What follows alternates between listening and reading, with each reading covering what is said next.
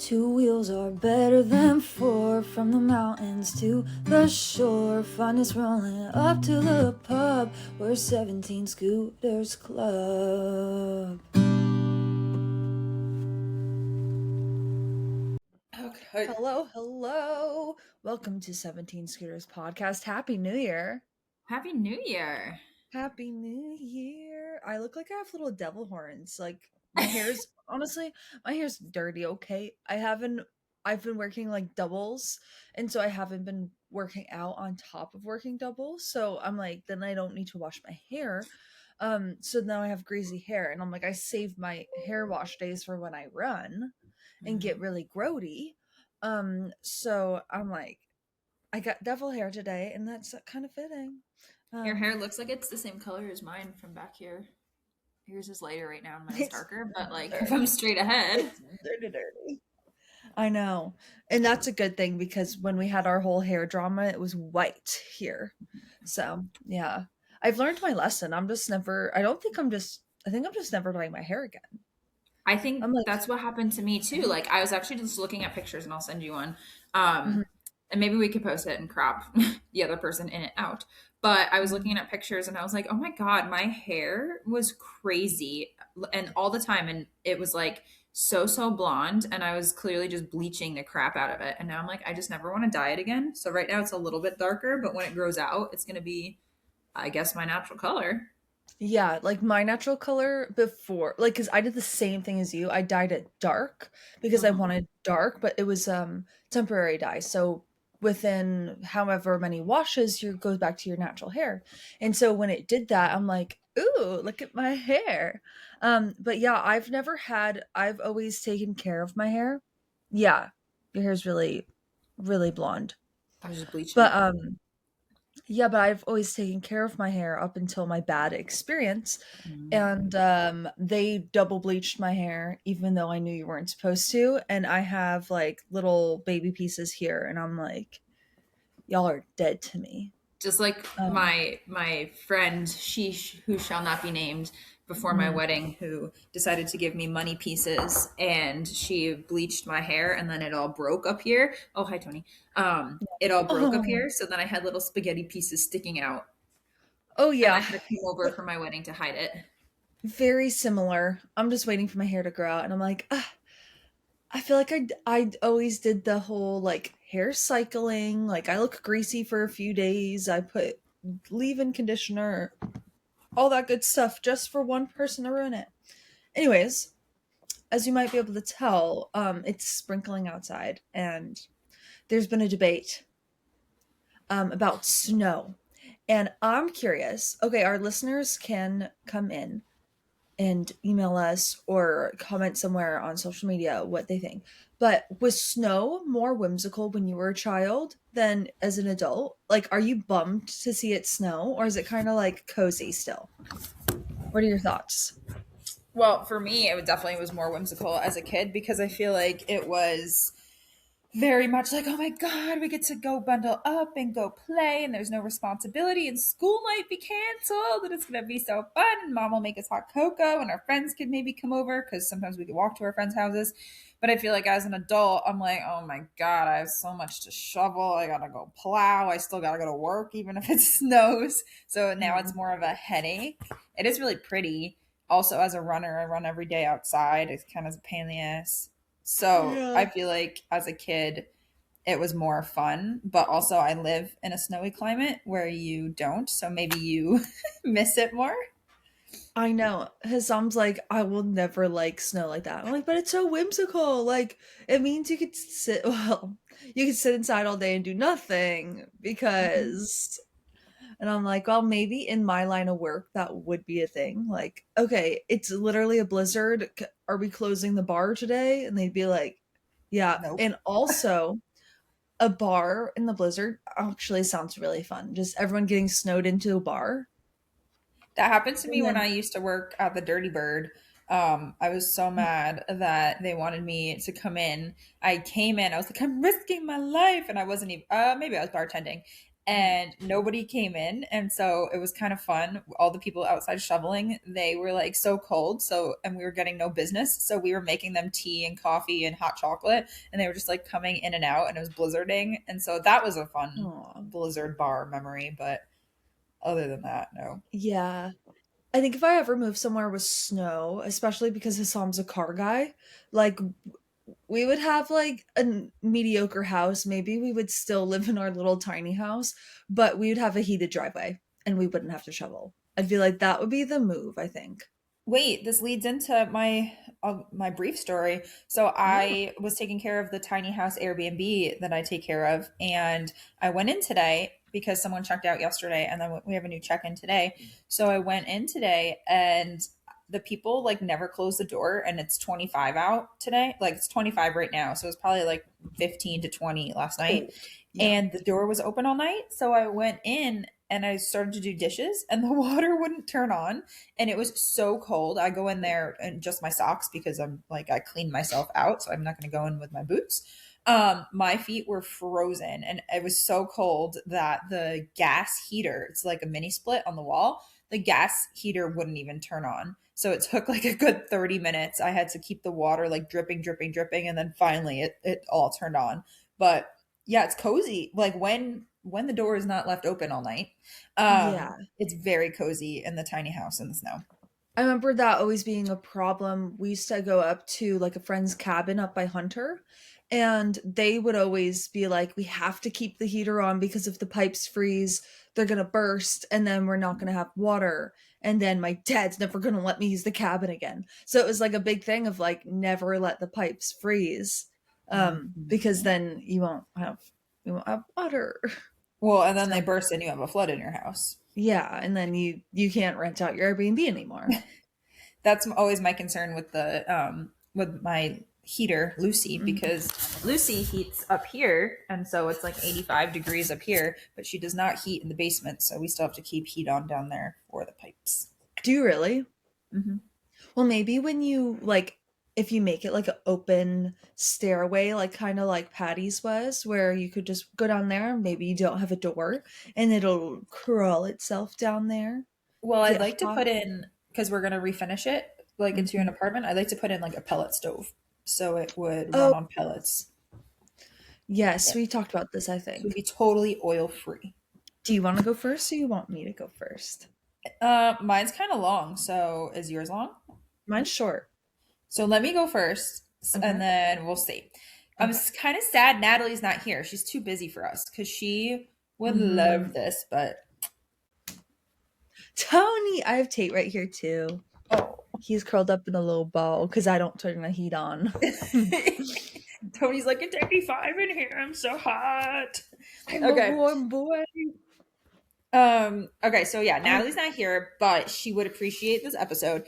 Um, so today we are talking, I feel like we touch on this so much with like government experimentation and all these different topics, I guess, and ideas.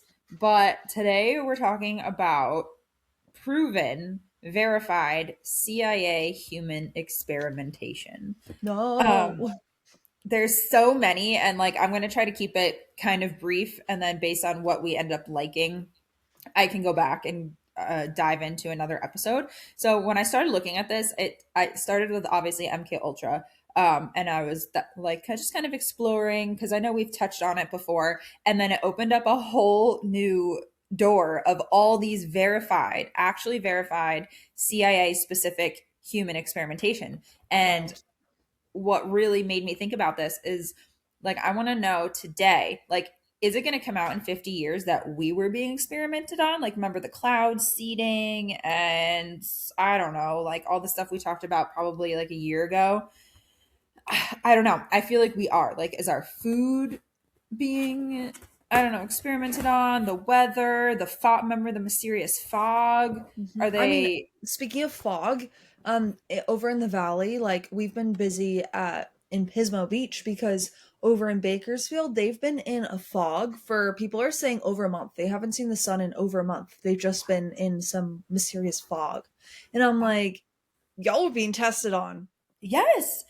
That's really how I feel, that there's so many Hmm. things that are happening that we think is like, oh, it's just normal. And then it's going to come out that, oh, they were experimentally testing on us. So here is some, I think I have 5 examples of verified this actually happened human experimentation done by the CIA. So, of course, we have to start with MK Ultra. Obviously, this is so the topic for the CIA for MK Ultra is mind control and behavior modification.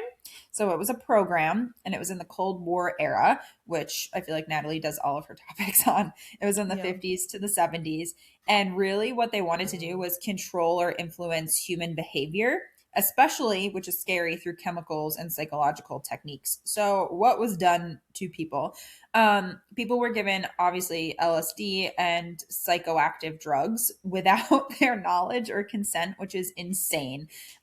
This was including CIA employees, military personnel, which makes me really angry. Like, these people join the military and like risk their lives, and then the CIA is like, we're gonna experiment on you.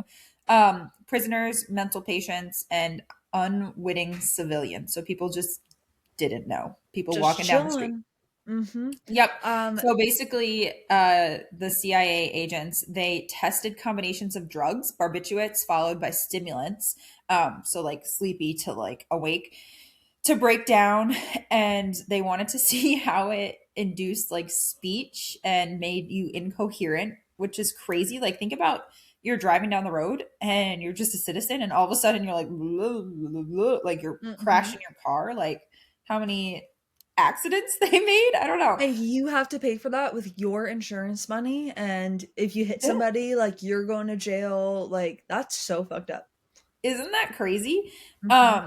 So some subjects reported they endured obviously long-term drugging, where they were told that their trips would continue if they refused to answer questions. So they basically were experimented on without their knowledge and then brought in for questioning because they wanted to test on them. And they were like so confused, like what the heck is going on? Some other methods specifically for MK Ultra, they were using hypnosis, sensory deprivation, sleep deprivation, isolation, electroshock, and basically very unethical things. And a lot of them, this is just interesting to me, a lot of them were unknowing. They were people at safe houses, they were people working at like brothels, sex workers, clinics, institutions, where people were just like dosed without knowing. So like all these people who essentially maybe didn't have a family to follow up on them, or the CIA deemed them as, like they're not going to have eyes on them, they I'm literally thinking tested like on them. I'm thinking like safe house, like princess protection program, and I'm like those type of people in those type of safe houses, you're just casually giving LSD to. Like that's That's crazy. fucked up.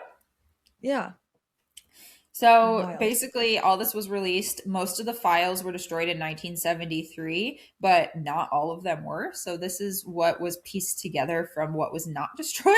So who knows what they got rid of.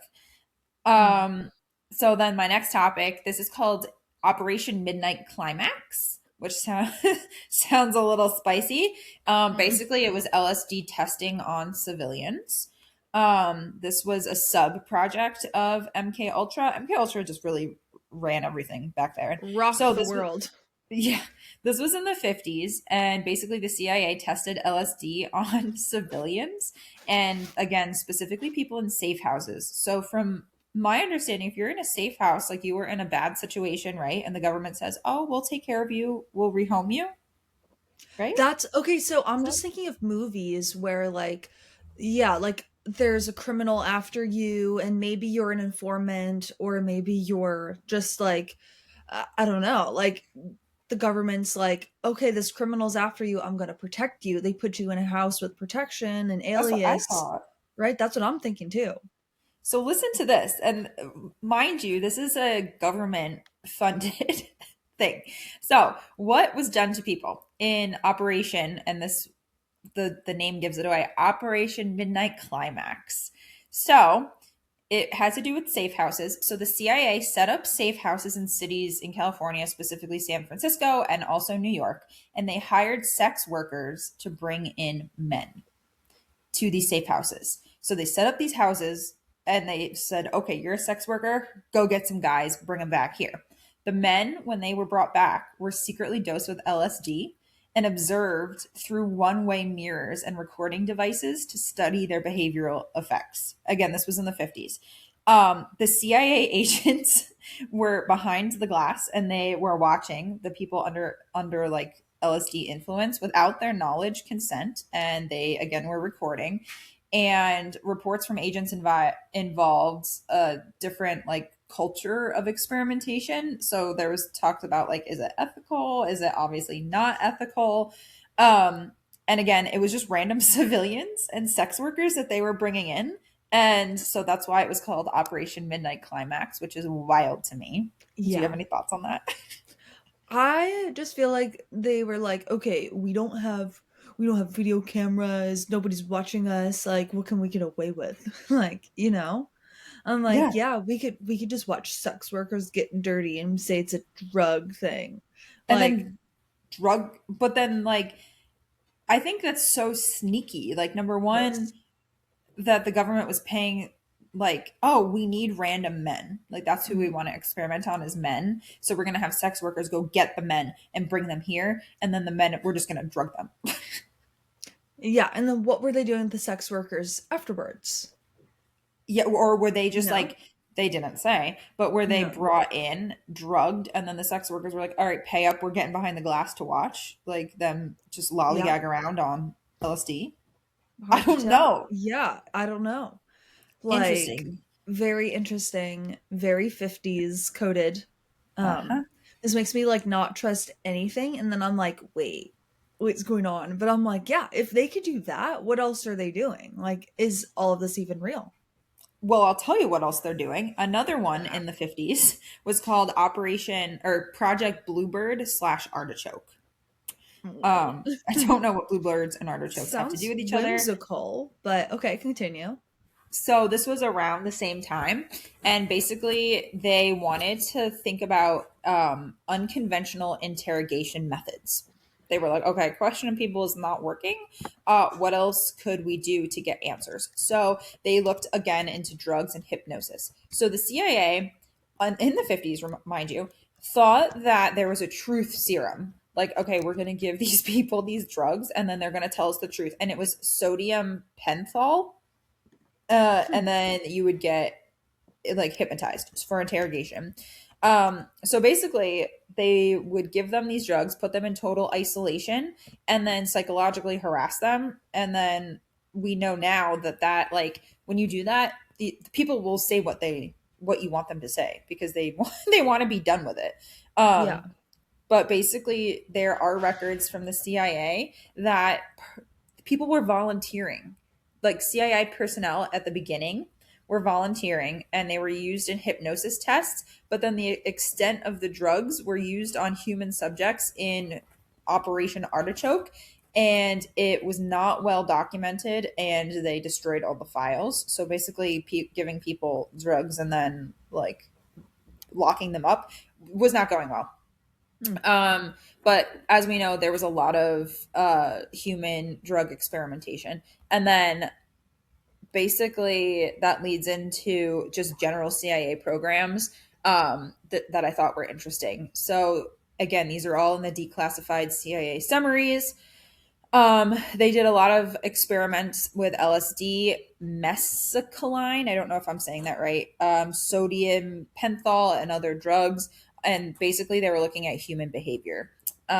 In some cases, they were studied in laboratories. Some were studied in the field, as we know with the sex workers. A lot of it fell under MK Ultra. MK Ultra alone actually funded at least 149 sub projects. So 149 projects like Artichoke and Midnight Climax.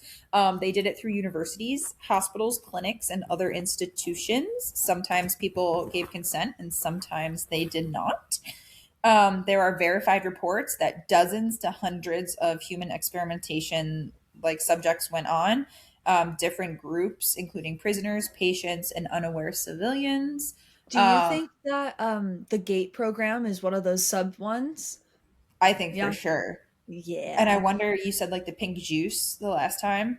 I wonder if the pink juice, I mean, I don't think they're giving us LSD, but like was some type of Baby LSD. Like, baby LSD. I don't know. yeah. Um, and then just like closing thoughts, some additional confirmed human related things that they did. Electroshock therapy. So there is a historical context, and this was crazy to me. It was talked about in congressional hearings and investigations that MK Ultra also included electroshock therapy and repeated sensory stimuli in some of those 149 subprojects. And basically, the goal was to disrupt the memory of people. So they were like shocking you until you didn't remember, obviously. And then they used a lot of, like what I said before, sensory deprivation and isolation. So they would put these people into different chambers, sleep deprive them, and basically, again, like psychologically stress them out. So if you were wondering what our government was up to and has been up to Hmm. from the 50s to like the 90s, that's it. They've been doing some shady stuff. Yeah, it makes me wonder, like, are they done? Well, obviously they're not, but it's like, okay, if they're doing that 75 years ago, what are they doing now? I Like, know it. and they always say that, like, they're 20, 25 years ahead of us. And so, like, yeah, I don't know. I know. And that's kind of what got me down the rabbit hole was when I was thinking about the fog. Remember, we like covered that a lot and we're like, okay, what's the government up to? And Mhm. then, so then I was For like, those of okay, you who don't remember, it was basically like the fog had its memory, right? And it like it had remembers. like sensors. Like Yeah. it was somehow measuring people, what people were doing. I And just it's remember a like the face picture that you showed it's a us. verified army. It's a military thing, and so they were testing it, and they released those documents that they were, yeah, basically using weather manipulation, but putting different like I don't know what it's called, particles or something that Mhm. would measure and listen and see the movement of people. So like in third wherever they were fighting, they would I guess put the fog out there to then spy on people.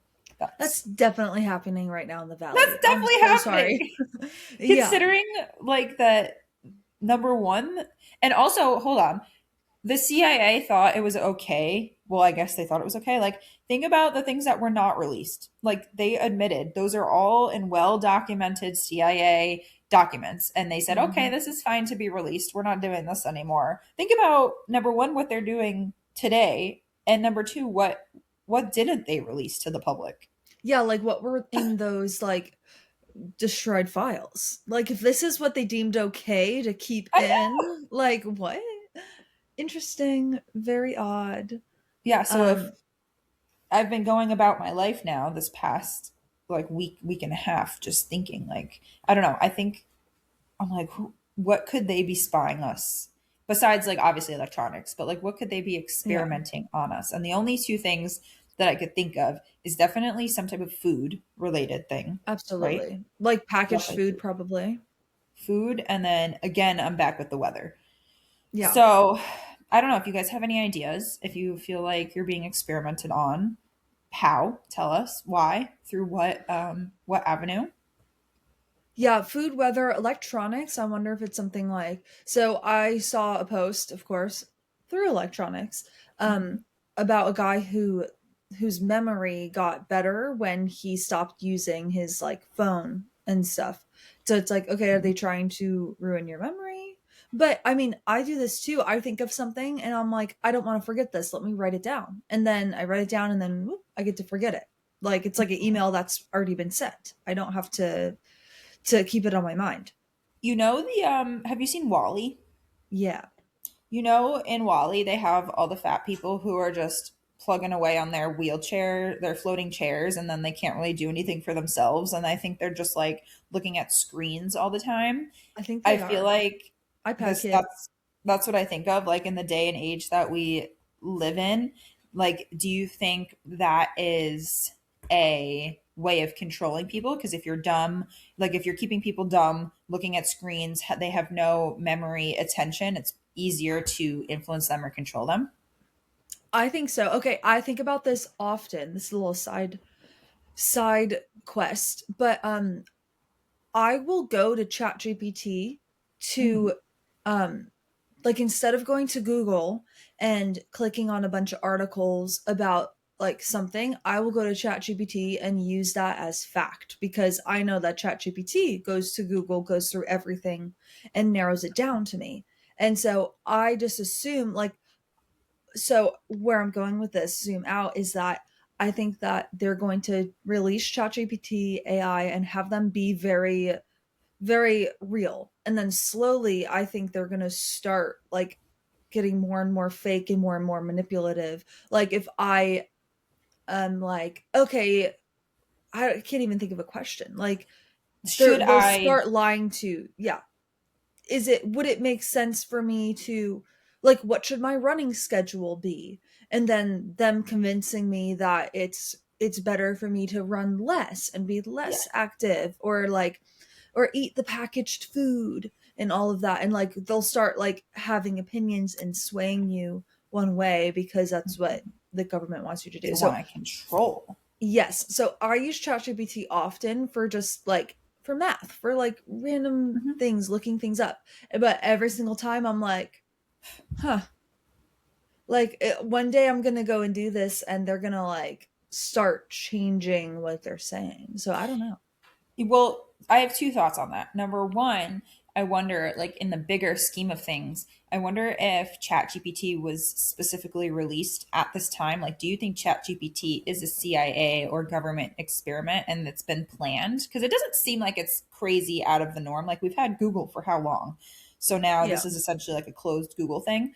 Um, so like I wonder if that in itself is some type of experimentation and everything people are asking it they are keeping track of and data stats. Like I find it hard to believe that someone just came out with chat gpt and like ai and published it seemingly in 2025 and was like, Mhm. okay, here you go everyone, this is just something fun everyone can use, it's a gift. Like there has to be something more to it. Yeah, and like as much as I want like a whimsical life, like I found myself being more bitter and cynical because like when you do have a government that is testing and like spending all this money elsewhere and like the bank systems, the Rothschilds, the, like all of that stuff, like you begin to think, okay, like what are you doing to me? How do I just avoid it the rest of my life? Like, am I gonna have kids? Like, I don't even want my dog subject to this. Like, what? You know? So I don't know. What was the I'm going to original add question? that. Is chat gpt a Hmm. government experiment? That's going to be I something to look up. yeah, we gotta look that into that. But yeah, on The a thing that's total. interesting, and the last thing I'll say on ChatGPT, and then I'm curious to know what you have, is I Mhm. don't know if it works the exact same, but at work we use Copilot, which is a form That's of what I like was gonna AI. say. And sorry, I Tony see it. Baloney. Tony Baloney. And so what I do at work is people ask me a million questions, like over and over the same questions, and I'm just sick of like typing out the answers. So if I'm using Copilot, I'm able to build a little bot. We're going to call it a bot or an agent. Able to build a bot, like little agent thing, where people can, like students, faculty, can ask it questions, and then it will only answer with the things that I've trained it to answer with. So it won't pull from the internet like I built a closed one. So like basically any like I'll just upload all this information, all of my like questions and answers that people always ask me. So then when people ask a specific question like I'm in this class and how much field work do I have, it will pull from what I've trained it only. It will not pull from the internet. So that makes me think that your theory, like yes, right now I guess ChatGPT is pulling from the internet, but like you said, like government control. What if the government is like, okay, it can only pull from this closed information? So when Liv asks, like, I don't know, I'm doing this, what should I do? It's not going to pull from Google. It's going to pull from from what it's been quote unquote trained to do. And I do that at work. So An idea. Also, okay, yes, I'm going to circle back to my first idea, then my second. So what I was going to say is that how long have they had this technology? Um, we've had chatbots on on websites for a very long time. Like, Yeah. and especially even like calling in and getting like a robot on the phone. Like we've had that for, I want to say, like 5 to 10 years at this point. So Mhm. they've had this technology for a long time. They're just now releasing it to the public. B, they're going to start being ads, I think, because when I think about it, the thing I used ChatGPT the most for was when we were going to San Diego. We were like, can you build us like the most like quintessential San Diego Which it thing? did a gorgeous job of. It did a great job, but it made me think of like the restaurants it told us to go to, the activities it told us to do, the specific brands it's telling you to go to. Like I asked it to help me build a capsule wardrobe, and some of the like it pulled up specific brands of things, and I'm like, well, how are you choosing these? Like, is somebody paying you on the back end? Mhm. Oh, it's raining and my cat's trying to get inside. I'm gonna let him in. I think Um, but yeah. go ahead and do that. I think that you bring up a really good point, and I didn't even think about that. Like, think about when we watch YouTube and those like ads come up. I have a friend who works on that.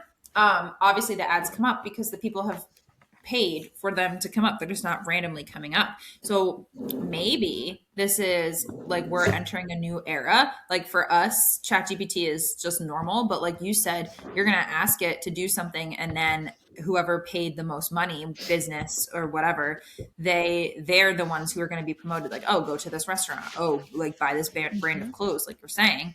And then also, so like that's an agenda right there. Like, so I think Right. definitely chat is going to end up having some type of government agenda. I for sure think that the government is tracking, or someone's tracking all the questions, that like data collection, because there's no way. Like I do data for work. Like that's my thing, is I put things out and then collect data and then analyze it and then do an action to make things better and more efficient and collect information. So there's absolutely no doubt in my mind that someone is collecting everything that chat is doing and tracking the metrics, and then they're going to do something with it. Have you seen, this is the last thing and I promise I'll jump into my topic because we're a little low on time. Have Okay. you seen the what's it called? The trend where you type into ChatGPT like what's the craziest thing I've asked you this year? And then Mm-hmm. it'll pop up. Were you the one that showed it to us? You might have No, been the but one I've that. seen that. Did you do Okay, it? I did. Mine was it was actually for the podcast when I asked if there's a link between cat ownership and schizophrenia. And they're like, that was just a little like the wildest thing that you checked out. But yeah, they're keeping everything. Um, Well, hold it's on. I just useful asked for it. me. It Yeah. said, it said the most unusual request this year has been your deep dive into alleged secret tunnel networks and elite underground movement, including specific addresses and historical figures. You asked for maps, photos, and verification, and it pushed well past the surface level conspiracy summaries that normal people will ask for. Yikes. We're being tested on, I bet. Mhm. Uh-oh. Yeah. Okay, well, speaking of, I was listening to this podcast and this has been a theory thrown around for years and years and years. And it's kind of one that we'll like speak about, but we've never looked into. I've never looked into. And basically this man named Matt Cox, he heard about the Garth Brooks conspiracy theories, as we all have. Um, Yeah. and we've all just been like, okay, that's a cool story, like kind of moved on, um and didn't look further into it. Well, this guy was like, well, I'm gonna look further into it. Him, his buddy, and they hired two investigators and they made a full list of tour dates and compared them to homicides and missing persons and crimes in the area. The results: 120 missing persons and roughly 90 unsolved homicides line up with the dates, That's um, wild. locations, and times. Um, let's see. My notes are all over the place.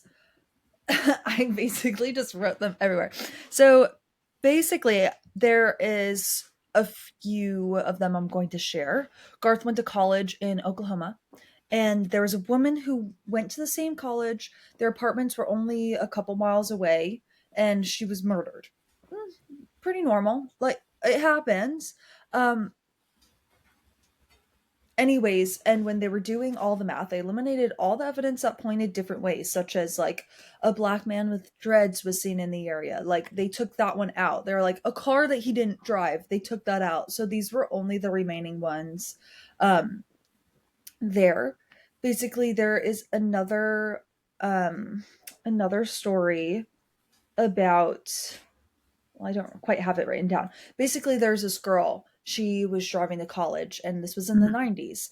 And she went missing, obviously.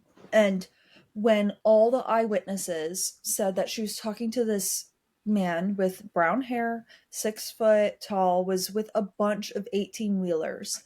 And they, so basically, Garth Brooks and his tour crew. And she goes missing. She's found 2 weeks later. And basically the route that she went missing on was the same route he was on tour with. She goes missing later, 2 states away. Um, she found is found 2 weeks afterwards on the same route. Like it's a different route, 2 states away, but it's the same route of Garth's tour. So like that's just crazy. It's either Garth or it's his people with him. So I think you're onto something because think about if she's surrounded by 18 with like what is there a truck gang? No, it's like someone on tour who has trucks. mhm. So there is the whole case, like where we listen to crime things, so we're Mhm. like, okay, so why haven't they found DNA linked back to Garth? And the idea is that he's really smart. So in one case, one of these murders that is connected to him somehow, some way, location, geographical wise, um a man jumps into the back of a car at a rest stop with a couple in the front. This is thought to be Garth, holds a gun up to them and says, drive. The girl was driving, and along the way, he shoots the guy. The girl tries to get away, like, opens the door, runs as far as she can. She's shot 4 times and is killed. And then the car's set on fire. So there's no evidence.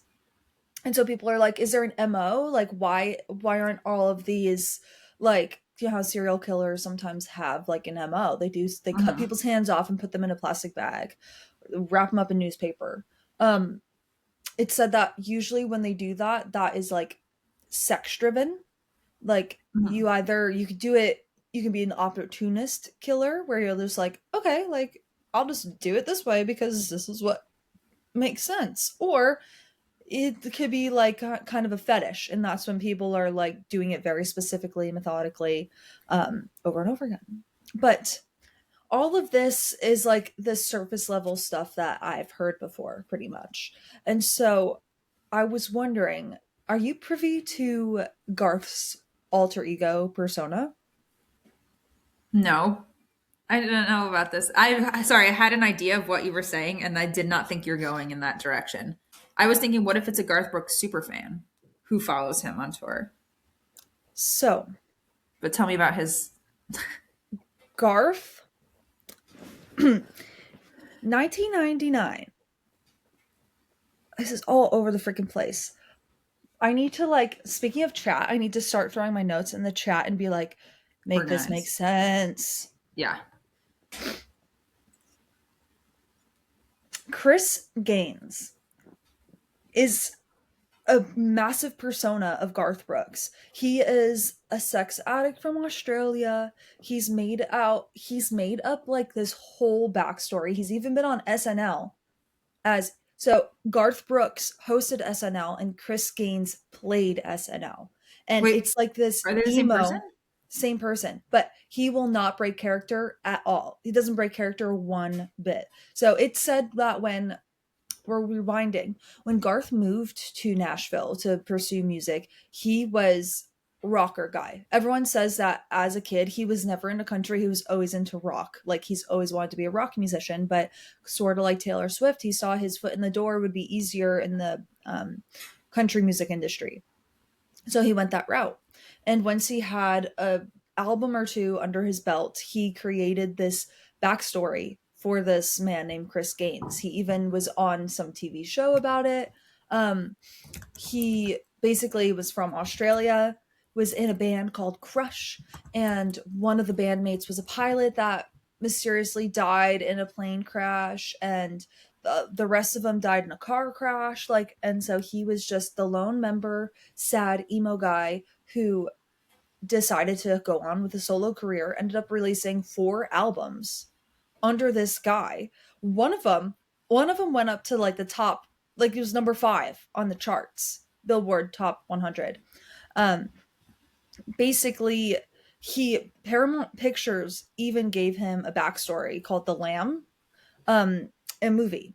And basically, the whole question is if Chris Gaines is a complete construct, he never breaks character. He doesn't even like, he doesn't say that he's connected to Garth at all when he's in this persona. Um, is Garth a construct? Like, is he really Garth? Like, or is this just another one of his aliases? And then does Chris Gaines go and murder people, and then Garth is just a good old boy? Like, that is the question. And that is just a very odd, dark, what's it called? Dark thing about him. And so basically, Garth was offered 2 big movies, Twister and Saving Private Ryan. He was Twist offered to to Twister, like act. the original Twister, acting. Yeah. And back in the day, he said no to it. This was like around the time he was filming The Lamb. So Paramount got him these auditions. And he said no because he didn't want to be up, like showed up by the bigger people in the movies. Basically though, Garth was pitching some songs for Twister, and obviously it's a tragedy, somebody dies, and Garth writes a song and pitches it in the room, and is like, yeah, like I was just able to relate to this so much because my father passed away. And then at the end of the meeting, the woman comes up to him and is like, hey, your dad's alive. um why did you lie about that? He was like, isn't it just a better story, wasn't it? And so like he's just known to lie.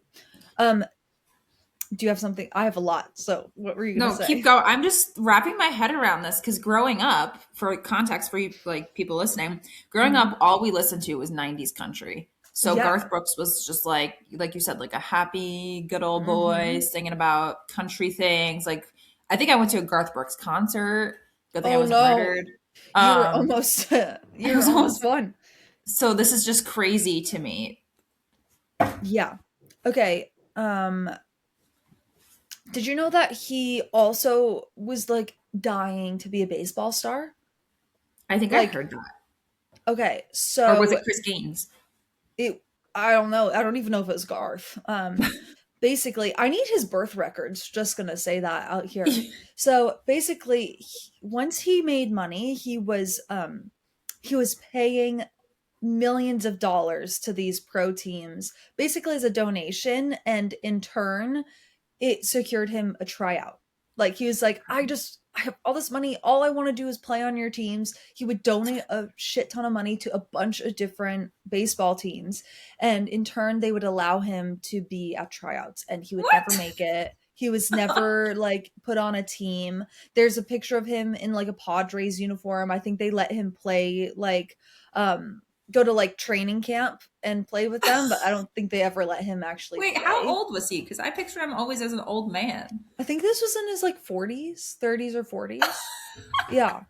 Um so it's actually really really kind of funny.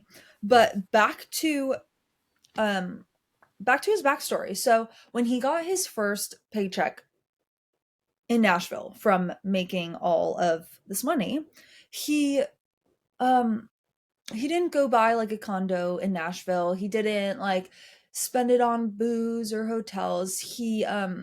And he was pretty broke. Like he was working at Boot Barn, barely getting by. He bought 30 acres outside of Nashville in Goodlettsville, which, that's a sound thing to do. I would do the same thing. Honestly, like buy the acreage, another check is coming, like then you could build the house and then you could buy the car.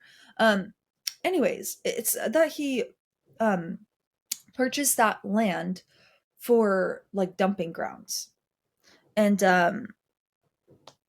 they I'm just scrolling through again. dumping grounds. And so he built a house, and everyone is saying that, like, under the floorboards is where he keeps the bodies. Um, and so that's pretty crazy. And then, so that's kind of all of the backstory, like the crazy, what lines up, like what makes it feel like it could be so much more possible now that there's like actually, oh shoot, I gotta leave for work, guys. Um, I'm gonna leave you with this. There is a makeup artist that was Trisha Gearward's hair and makeup stylist for over 15 years. Once Garth and Trisha got married, she started pushing away, and is now suing Garth Brooks, for sexual assault. Basically, she is being represented by like the girl who was suing Diddy for sexual assault and all of that. So Wow. they like she's represented by a reputable brand. Sorry, not brand. I'm just trying to rush. Person. Lawyer. Yeah, Yes. reputable law firm. Basically, she says that like whenever she's doing hair and makeup, he's like touching her breasts. She has like phone calls and text messages from him that like back this up. Um, Basically, she was like in the hotel room to get him ready, and instead of him coming out of the bathroom and shower clothes, he came out like fully naked, being Garth. like ready to go, and just a bunch of stuff like that. Basically, there was an event where they were flying to LA to on his private jet, and usually there's a bunch of people working for him. And she alleges that when they got to the private jet, it was just him and her. And when they got to the hotel room, there weren't two different hotel rooms, it was just one. And basically, he assaulted her, and then he got him ready. She got him ready, and he went to the Grammys. And it's like just all of that. So I don't know. I think that Garth is a sketchy man. I'm Um, gonna dive into this. Maybe I'll look into it next week. I want to know more about Faith Hill and Trisha Yearwood, and if they have any weird alter egos or comments or weird yeah. backstories. I do find it weird that Trisha would be okay with this unless she's like in some way victim of this man. Like if she's stuck, blink Or she's twice. maybe she's even crazier than him. Maybe she's crazier Maybe because Trisha's like the murderer. I don't mean to be um a narcissist, but like as somebody who's like interested in being a musician, I think of the day to day and I'm like, that sounds exhausting. Like Yeah. traveling around, like maybe I don't, like maybe I just want some people to follow me online and then I could just be an influencer. That sounds a lot easier than being like a musician and all of this. And but they seem like they live for it. It's crazy. I don't know. I guess we're gonna um have to. I would the like to know more about it. the one thing, so what set me into this deep dive that I actually didn't end up finding anything about was his his property. So his property that he bought out in Goodlettsville, he probably has more property out there now at this point. But there's hunting grounds that is like it is right next to his property, borders it, and people are just going missing left and right from that hunting ground. And it's thought that Garth is the reason, and he's out there hunting the hunters. He's not hunting animals, he's out there hunting the hunters. Oh my Um, god. so that is the one I need to look more into. That is like Yeah. a clip from a random podcast that I couldn't find. Um, but I mean, that's wild. Okay, we have some work to do for next time. Most of this is alleged, but a lot of it's not. Like I've it's heard this for years. yeah. Like, And I will say confirmation by like obviously he's not convicted of sexual assault, so this could she could be crazy. We don't know that. Like it there's mhm. no proof in the bat Who's to pudding. say? Who's to say? And then confirmation bias, like we could do this with Madonna, we could do this with Taylor Swift. Like there's, oh wow, Taylor's in Rio de Janeiro, there was a murder. Oh, Taylor was in New York City, there was a murder. Like we could Mhm. do this for a lot of different people. It's just wild, the other things that line up. And not saying that having an alter ego that is emo and um says to deal with this is a crime, but it is, it just it's very odd. It's peculiar, in my opinion. It is. Um, and that's something I did not know about Garth, and my jaw was on the floor. I will send you some videos Yeah, please do. about this. Yeah, it's wild. Um, yeah, so Yeah. I'm gonna scoot on over to the bar. I was just gonna Um, say, Liv has a scooter to the bar. scoot to the bar. Thank you guys for watching. Happy New Year. Maybe you'll see my New Year's resolution is to see more of Natalie. Anyways, I really gotta go. Bye, Okay. guys. Bye. And session for all. Two wheels are better than four. From the mountains to the shore, fun is rolling up to the pub where 17 scooters club.